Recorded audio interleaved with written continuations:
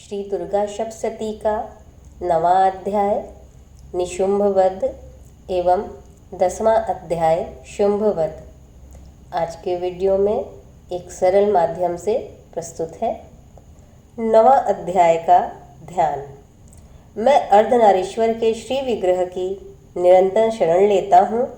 उसका वर्ण बंदूक पुष्प और सुवर्ण के समान रक्तपीत मिश्रित है। वह अपनी भुजाओं में सुंदर अक्षमाला, पाश, अंकुश और वरद मुद्रा धारण करता है। अर्धचंद्र उसका आभूषण है तथा वह 3 नेत्रों से सुशोभित है।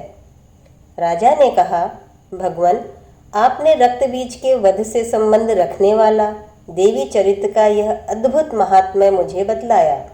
अब रक्तबीज के मारे जाने पर अत्यंत क्रोध में भरे हुए शुंभ और निशुंभ ने जो कर्म किया उसे मैं सुनना चाहता हूँ।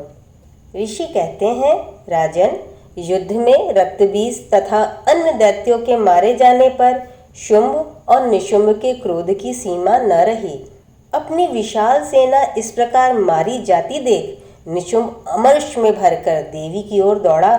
उसके साथ असुरों की प्रधान सेना थी।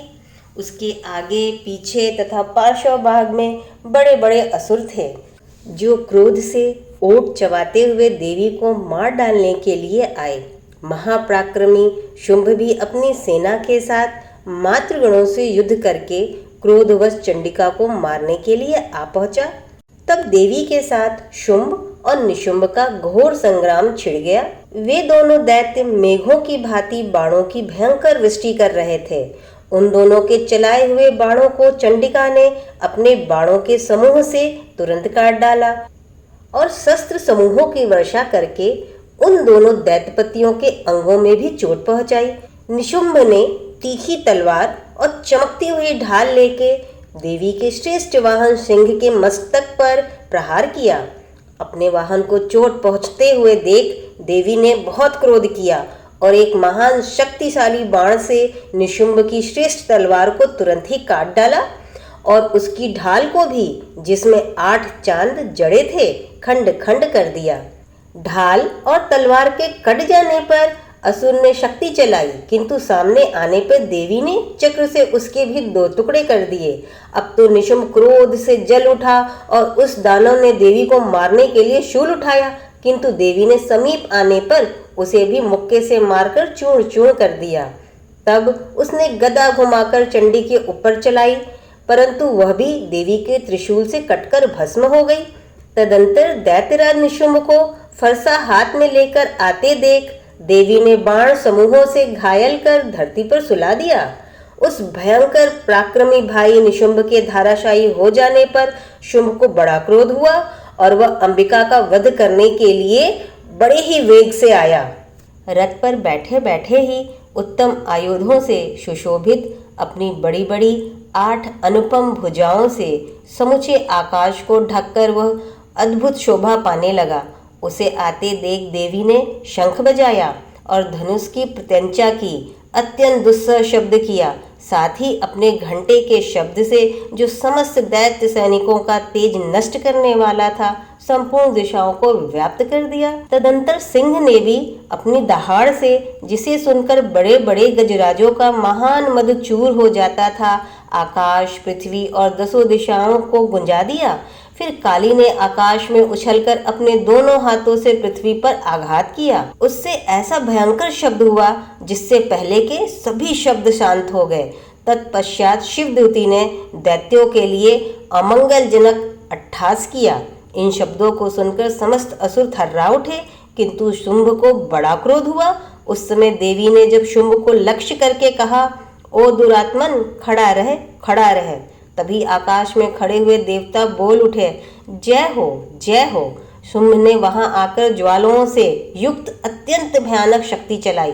अग्निमय पर्वत के समान आती हुई उस शक्ति को देवी ने बड़े भारी लूके से दूर हटा दिया। उस समय शुंभ के सिंहनाद से तीनों लोग गूंज उठे।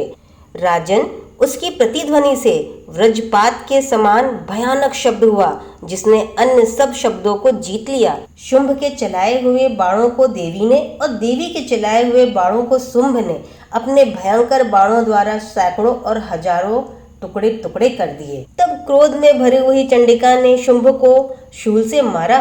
उसके आघात से मूर्छित होकर वह पृथ्वी पर गिर पड़ा। इतने में ही निशुंभ को चेतना हुई।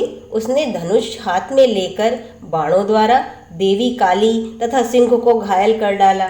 फिर उस दैत्यराज ने 10,000 बाहें बनाकर चक्रों के प्रहार से चंडिका को आच्छादित कर दिया। तब दुर्गम पीड़ा का नाश करने वाली भगवती दुर्गा ने कुपित होकर अपने बाणों से उन चक्रों तथा बाणों को काट गिराया। यह देख निशुंभ दैत्य सेना के साथ चंडिका का वध करने के लिए हाथ में गदा लेकर बड़े वेग से दौड़ा।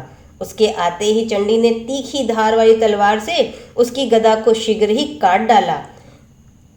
तब उसने शूल हाथ में ले लिया। देवताओं को पीड़ा देने वाला निशुंभ को शूल हाथ में लिए आते देख चंडिका ने वेग से चलाए हुए अपने शूल से उसकी छाती छेद डाली।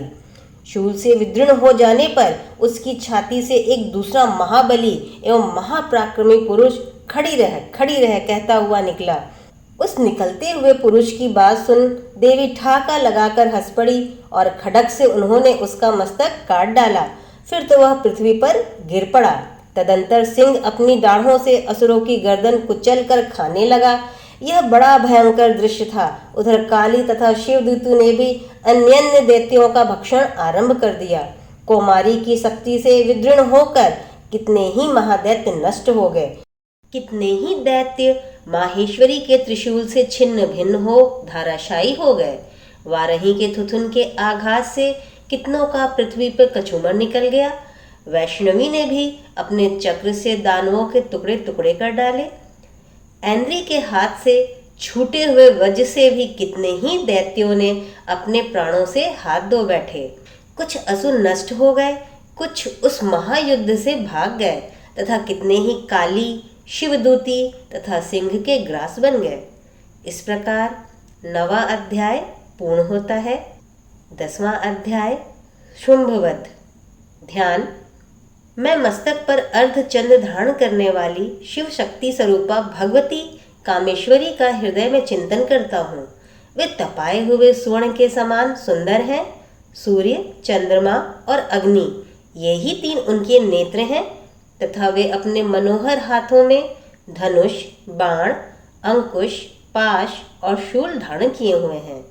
ऋषि कहते हैं, राजन, अपने प्राणों के समान प्यारे भाई निशुंभ को मारा गया देख तथा सारी सेना का संहार होता जान शुंभ ने कुपित होकर कहा, दुष्ट दुर्गे, तू बल के अभिमान में आकर झूठ मूठ का घमंड दिखाती है। तू बड़ी मानिनी बनी हुई है, किंतु दूसरी स्त्रियों के बल का सहारा लेकर लड़ती है। देवी बोली, ओ दुष्ट, मैं अकेली ही हूँ। इस संसार में मेरे सिवा दूसरी कौन है? देख, ये मेरी ही विभूतियां हैं, अतः मुझ में ही प्रवेश कर रही हैं। तदंतर ब्रह्माणी आदि समस्त देवियां अंबिका देवी के शरीर में लीन हो गईं। उस समय केवल अंबिका देवी ही रह गईं।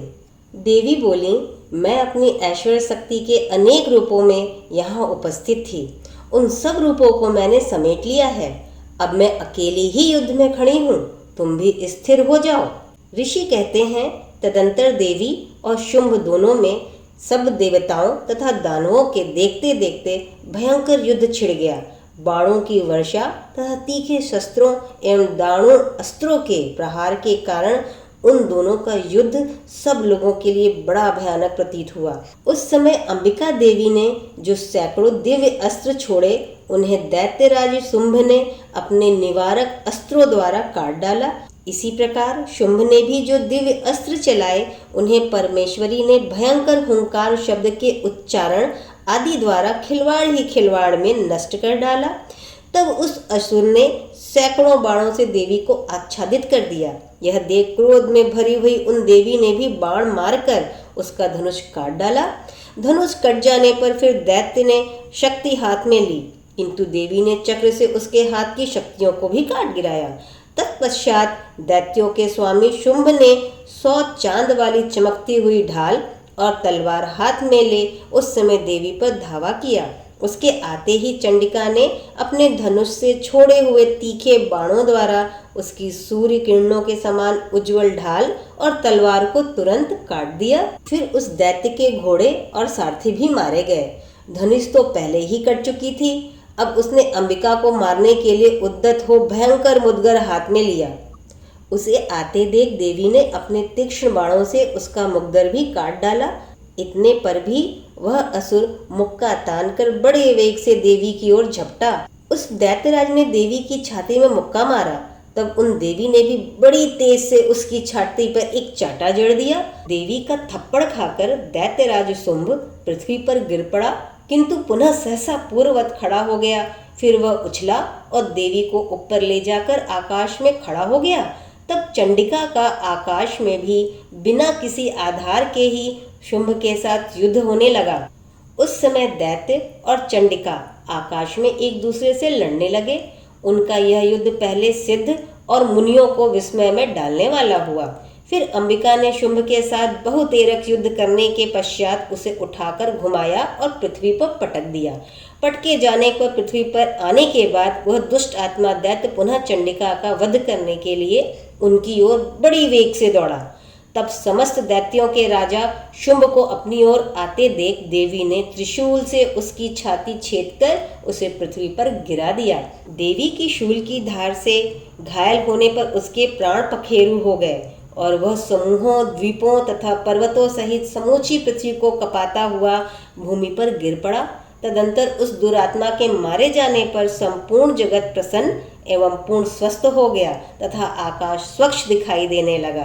पहले जो उत्पात सूचक मेघ और उल्कापात होते थे वे सब शांत हो गए तथा उस दैत्य के मारे जाने पर नदियां भी ठीक मार्ग से बहने लगीं। उस समय शुंभ की मृत्यु के बाद संपूर्ण देवताओं का हृदय हर्ष से भर गया और गंधर्वगण मधुर गीत गाने लगे। दूसरे गंधर्व बाजे गाजे बजाने लगे और अप्सराएं नृत्य करने लगीं।